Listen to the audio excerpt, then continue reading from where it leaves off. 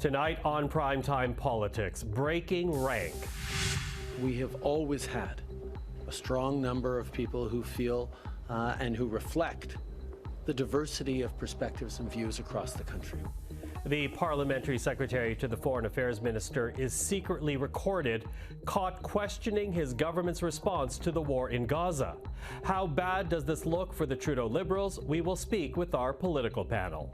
Also, what's important to us is that we get a single-payer model established. 2 weeks left before that March 1st deadline. Is hope fading for a Liberal NDP pharmacare deal? And falling approval numbers, trailing badly in the polls. What can the Liberals do? We'll speak with David Coletto of Abacus Data. This is Primetime Politics. Hello, everyone. I'm Michael Serapio. Rob Oliphant is the Parliamentary Secretary to the Minister of Foreign Affairs, and his job is to defend the Trudeau government's foreign policy in Parliament. But earlier this month, Oliphant was caught criticizing his government's policy by speaking out against Ottawa's handling of the war in Gaza. It was a private conversation recorded without Oliphant's knowledge, but it was shared with CBC News and made headlines today.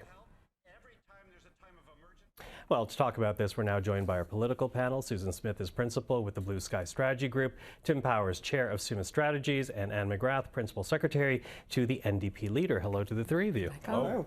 So here, let's begin with Rob Oliphant. Again, this was a conversation he had with a constituent, recorded without his knowledge, but according to the report in CBC, he talked about the government's decision to suspend funding from UNRWA. He also talked about the belief that Israel has probably committed genocidal acts.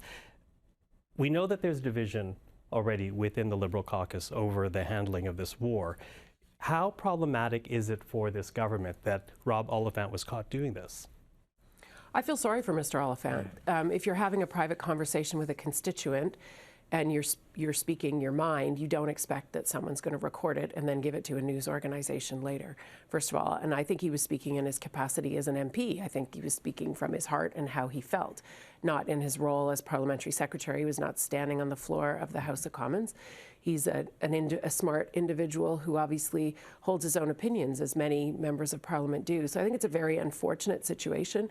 He's been in the role for a long time. He's seen a lot on the ground, and I think he was just echoing some of the real struggle that many MPs across all parties are dealing with when it comes to this situation. It's not ideal that someone who's a parliamentary secretary has somebody pull this kind of stunt on them. It's very unfortunate.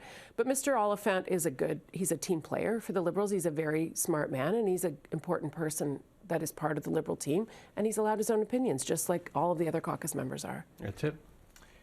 I don't disagree with Susan on the fact that, it's disappointing to see people taping conversations. That said, Mr. Oliphant is smart, as Susan said. He's a trained minister, as I recall, as well. So I certainly know he's a man of passion and faith, but that doesn't mean he should be totally oblivious to the fact that if you don't know the person, you ought to be very cautious with what you say. All that aside, Mr. Oliphant's character, which is not in question here, I think, look, it's just another story in another week when the Liberal government just can't find a way to get itself out of the headlines for something a minister said, something a parliamentary secretary said, painting the picture, which is just not helpful for the government of being disorganized, chaotic, you pick whatever term you want. So it doesn't help in that regard. The issue in and of itself, yes, speaks to a division that I think is probably better known in the Liberal Party than other parties.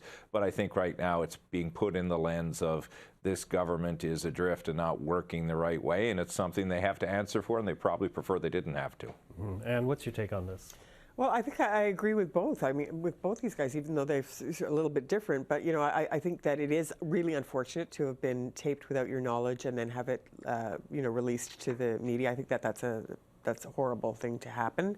On the other hand, he is experienced. He knows that these things can happen. It's not the first time something like this has happened in politics.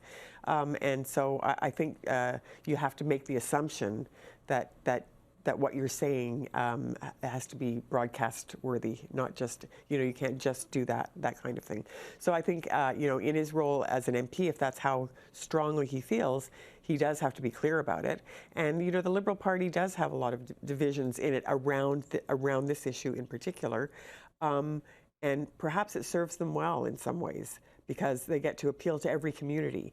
I wish they would be a little clearer about where they stand on this, but I think it's unfortunate that they have, all of these different positions, and they're not able to clearly speak as the government. But he is the Parliamentary Secretary, the Minister of Foreign Affairs. So it's a pretty big deal, I would say, in that sense. Yeah, I'm going to pick up on that point, but I do want to play for everyone here and for people at home what we heard from the Prime Minister today, because he was asked about the report. Take a listen to Justin Trudeau as he spoke earlier in Winnipeg. One of the strengths of the Liberal Party federally is that we have always had a strong number of people who feel and who reflect the diversity of perspectives and views across the country. We have a large number of Muslim MPs, we have a large number of Jewish MPs. And the kinds of conversations that go on within our party are not always easy, but they reflect that diversity of conversations happening across the country. So, and he basically is echoing what you said, Susan. I didn't even know he said that. Well, there we go. But what stood out for me as he answered that question is he did not express support for Mr. Oliphant. He did not say that we will get past this or anything of that matter. So will there be repercussions here? Can Mr. Oliphant, again, given the position that he holds, still have that job? Well, I actually took that differently, took his comments differently, and his tone in particular. He didn't sound angry. He was saying something that he said before, and as I was watching that, I was thinking, wow, he didn't throw Rob Oliphant under the bus there. So that's my take on the Prime Minister's response to that. I think that was a very reasonable response from the Prime Minister. It's a very true response. We know that the Liberal caucus is very divided on this very complicated and very tragic issue. So I think Mr. Oliphant will survive this. He may get his knuckles rapped. He'll now learn never to trust anybody ever again on a conversation. How awful is that? But I think they'll be able to get past this.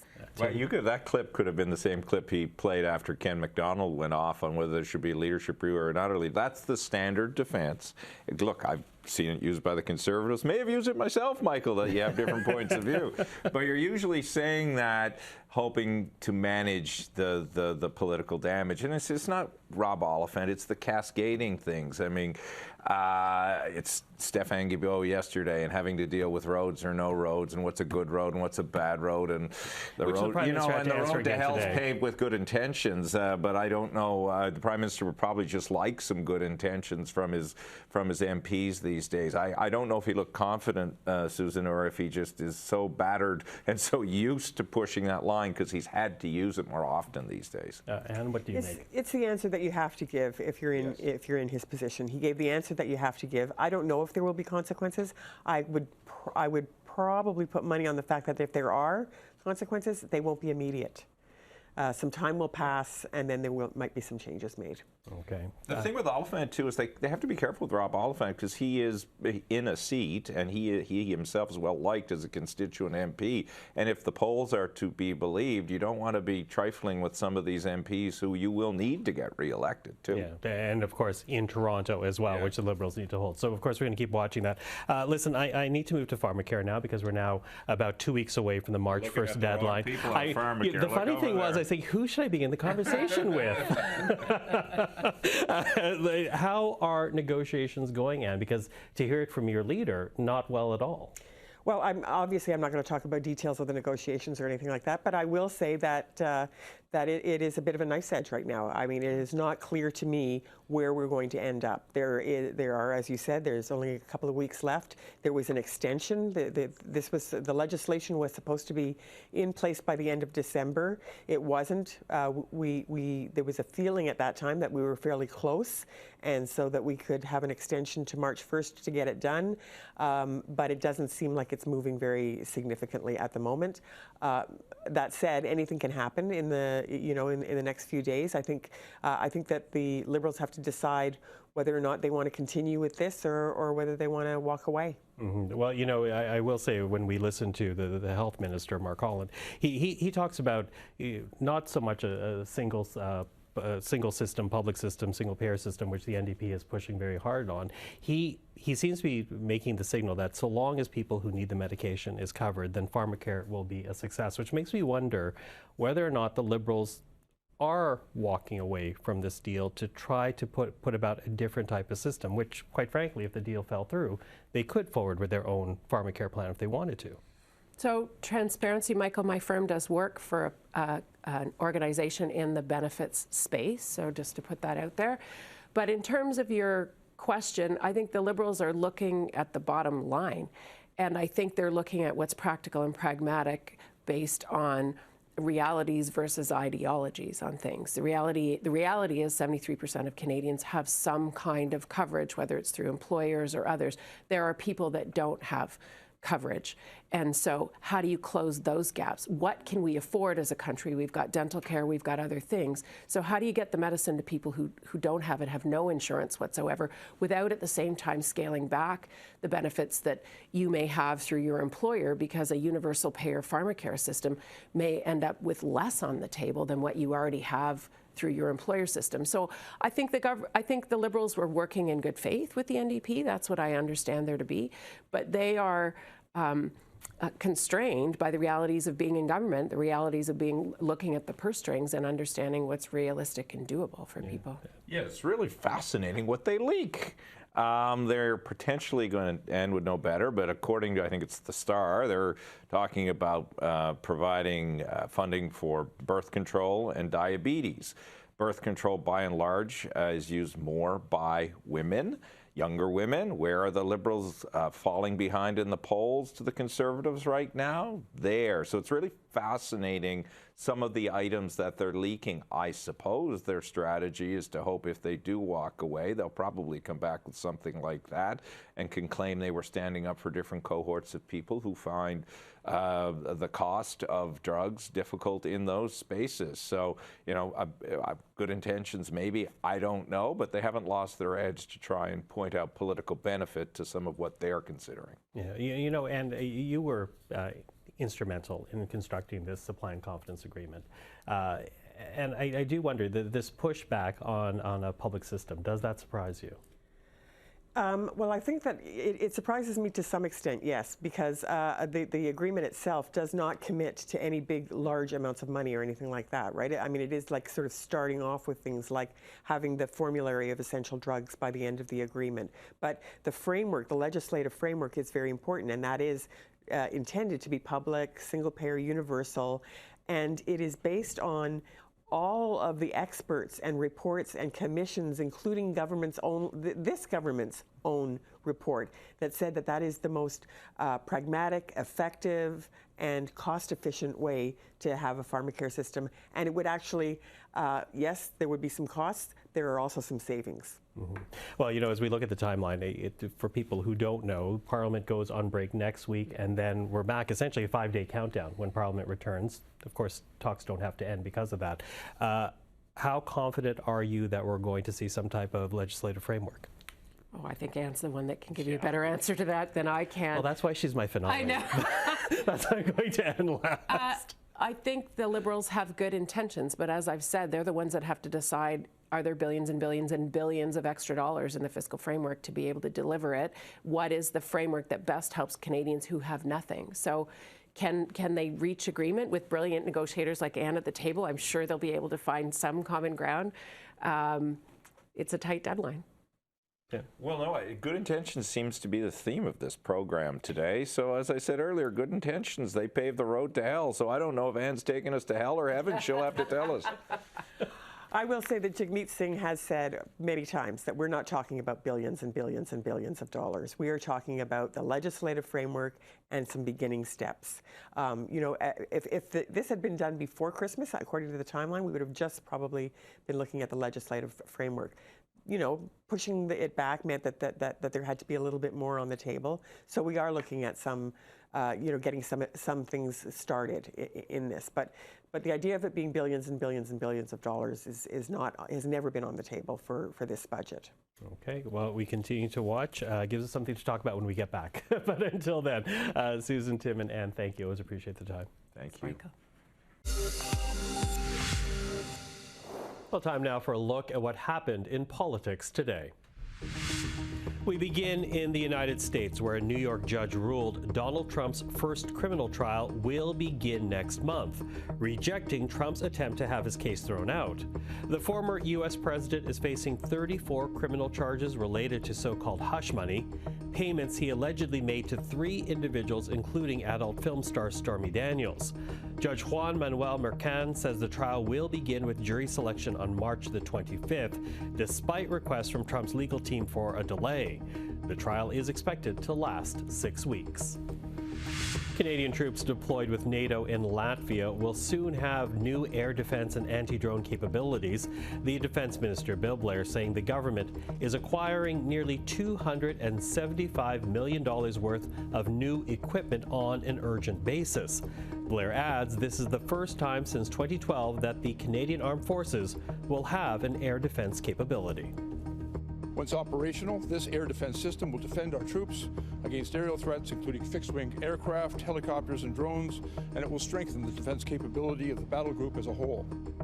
Our troops told us that they needed this equipment rapidly to give the changing security environment on NATO's eastern flank, and we expect that they'll have these tools in their hands later this year. We've designated all 3 procurements as urgent operational requirements. This is the first time that we've used this mechanism within our procurement legislation since the war in Afghanistan. This is defense procurement done differently, and it's one way that we are strengthening Canada's presence in Latvia. By 2026, we'll more than double our military presence in Operation Reassurance with up to 2,200 deployed personnel.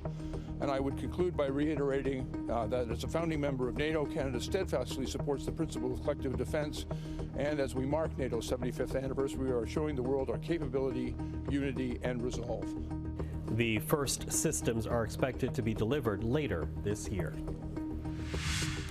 Canada's Transportation Safety Board has concluded its investigation into a 2021 helicopter crash in Nunavut that killed 3 people. The TSB says poor weather conditions led to whiteouts, causing the pilot to make an unintentional descent, ultimately crashing the helicopter. In its report, the TSB makes 4 recommendations to Transport Canada, including providing better training for pilots and improved technology to help them deal with reduced visibility. Unfortunately, for more than 30 years, the TSB has been calling for the implementation of safety measures to mitigate the risks that persist in helicopter reduced visibility operations. And finally tonight, representatives from 4 of Canada's largest unions were on Parliament Hill today, joining the NDP to call on the government to end what they say are punitive and discriminatory employment insurance rules targeting new parents. Under the current system, people laid off prior, during, or after parental leave lose their eligibility to collect regular EI. When they take their parental or maternity benefits, it uses up the hours that they have to apply for regular benefits. And that means that if a new parent loses their job after their maternity leave or in the lead up to their maternity leave, or if they're laid off while they're on a maternity or parental leave, it means that they can't access income assistance, effectively their employment insurance benefit, in the case of the layoff. The latest poll numbers from Abacus Data continue to paint a bleak picture for the Trudeau Liberals. Since the firm's last release, Conservative support is up 3%. And in terms of percentages, take a look at where things stand right now. Conservatives at 43%, Liberals at 24%, New Democrats 18%, and the Bloc at 8%. So for more, we're now joined by David Coletto, the founder, chair, and the CEO of Abacus Data. David, good to see you. Thank you for joining us. Good to see you, Michael. Thanks for having me.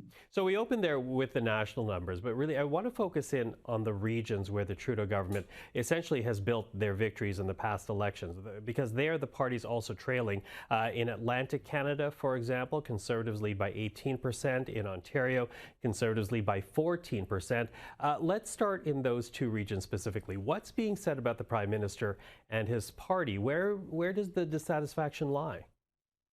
Well, I think it's all around inflation and the cost of living. I think, Atlantic Canada is best. I think it shows up really in some opposition to the carbon tax, which took effect, last summer, and has really been a political hot potato for the Liberals in that region. In a region that, remember, in 2015 they won every single seat when they first were elected. Today, with these kind of numbers, they'd be lucky to hold, half a dozen. So it really does show the kind of reaction that Atlantic Canadians have had. In Ontario, I think it's the same kind of forces. It's housing, it's the cost of living. There's some concern about healthcare, but all in all, it's a shift away from the Liberals largely. I think reflective of both a desire for change and the economic and social context that's just making people a little grumpy these days, as the Prime Minister said a few weeks ago. So Atlantic Canada, Ontario, not great for the Liberals, especially since they certainly have carried those two regions in the last couple of votes or so. Let's talk about Quebec, because the Bloc Québécois, they lead by 8% right now. The Liberals and Tories are in a statistical tie. So I'm wondering, who does that tie actually benefit more? Well, the Liberals still would benefit. They typically have a more efficient vote because their vote is much more concentrated, for example, around Montreal. So that kind of number would still give them more seats than the Conservatives. But I think it's an indication that I don't think they could take their support in Quebec for granted either. That even in that region where the Prime Minister's from and where they think they've got this solid core of support, that maybe the efforts that the Conservatives have made to chip away at the Bloc Québécois, link the Bloc with the Liberals is paying some dividends. Even Francois Legault, who only a few months ago was untouchable, is now trailing provincially. I think it shows that Quebecers too are responding to the same forces that the rest of the country are, and that are those that I talked about: the cost of living, and other concerns around healthcare as well. Yeah, and beyond regions, you also recently noted a decline in Liberal support when it comes to younger Canadians. Why is that? Where is that support now going? Well, it's going to the Conservatives, and the New Democrats are benefiting to some extent. I think it's one of the most interesting parts of the story is, if I told you, Michael, a year ago that the Liberals were more popular among those over 60 than they are among those under 30, you should have said to me, David, go and do another survey. That data makes no sense. But we have now seen consistently, not just our polls, but others, showing the Liberals actually weakest among that youngest cohort. And I think it's related to a few things. One is, again, housing. This is the group of Canadians who are most feeling under pressure, whether it's because of rents increasing, whether it's that dream of home ownership that feels farther away than ever, as well as in some ways, concerns around climate change not being acted upon by the Liberals. I mean, their decision to carve out the carbon tax, while maybe politically helpful for them in Atlantic Canada, was a signal to those who care deeply about this issue that maybe they aren't as principled on it as they say. So I think it's a real challenge for the Liberals, and I think is a demonstration of just how quickly and significantly the political environment has shifted under their feet. Okay, so trailing nationally, trailing in the regions where Liberals need to be leading in order to be reelected, trailing amongst young voters. But despite all this, you also note that with the Conservative lead, what we're not seeing right now is this sense of Poilievre mania. What do you mean by that? What kind of opening, if any, does that present to the other political parties? Yeah, I mean, when we ask Canadians how they feel about Mr. Poilievre, for example, he's doing okay. He's got about equal numbers who say they have a positive and negative view of him, which is better than past Conservative leaders. So you need to give him some credit. But I think most of the reason that the Conservatives are so far ahead right now is much more about rejection of the Liberals than an embrace of Mr. Poilievre and the Conservatives, which means that they still have work to do to convince people that they're ready for government. Now, that may not be They may not have to. Simply by being so unhappy with the Liberals, that might just push people into their arms. But I think they can't become complacent and think that just because people want change, that they aren't still going to evaluate whether the change alternatives, the options that are out there, are acceptable. And there's about 1 in 3 Canadians who say they want change but aren't completely comfortable with the alternatives. As I've said before, they're going to likely decide the next election, and they're still watching carefully, maybe not paying deep attention to everything that's going on in Ottawa right now. But when the time comes, Pierre Poilievre needs to be ready and demonstrate he's ready for prime time. David Coletto, I always appreciate the time. Thank you for this. Thanks, Michael. Well, as we end our program this Thursday, we wanted to introduce and welcome officially the newest member of CPAC's on-air team, journalist and reporter Omaira Issa. Omaira, hello. Hello, Michael. So obviously you and I know each other from a past life at another network, but here we are. You, an award-winning journalist, joining CPAC. For people who don't know you yet, tell us a little bit about yourself. I am a bilingual Canadian. I am a journalist, and I was born in Morocco, raised in Niger, and partly as well in Saskatchewan. And so for the past 10 years, I've been telling Canadian stories in both French and English. And so it's truly a privilege and pleasure to be here today. Well, it is very exciting to have you. And let's talk a little bit more about your journalistic background. So yes, Morocco, Niger, Saskatchewan, but professionally, you've been very busy. Yes, you might say so. I've worked in Saskatchewan, as we've said, Saskatoon, Regina. I have worked in Montreal, in Toronto, and in Ottawa earlier. And I started out at Radio Canada in Saskatchewan, and then since then I have evolved in a lot of storytelling on Canadian politics, and here I am today, so it's really exciting. Yeah, and underlying Canadian politics, but because you are walking into the center of Canadian political coverage right. here. How are you feeling about this new chapter? You've been here now for a few weeks. More and more people are going to see you on air, but you've been reacquainting yourself with Ottawa. How are you feeling about this new chapter? I'm incredibly excited for what's next. It's been really, really refreshing to go on Parliament Hill, to meet a lot of our newsmakers, a lot of our policymakers. Yeah, it's great. I'm really, really looking forward to it, looking forward to telling Canadian federal politics stories and provincial stories as well. So it's a new chapter, it's a new beginning, it's a very exciting one. Well, I enjoyed sharing time with you on air in our past life. I'm looking forward to sharing more time with you here on CPAC. Omaira, welcome, and looking forward to the future. Thank you so much. Appreciate it. Good to see you. And you. And that is our program for this Thursday evening. I'm Michael Serapio. For everyone here at CPAC, thank you for watching Primetime Politics. We'll be back tomorrow night, but up next, Esther Bégin avec l'essentiel.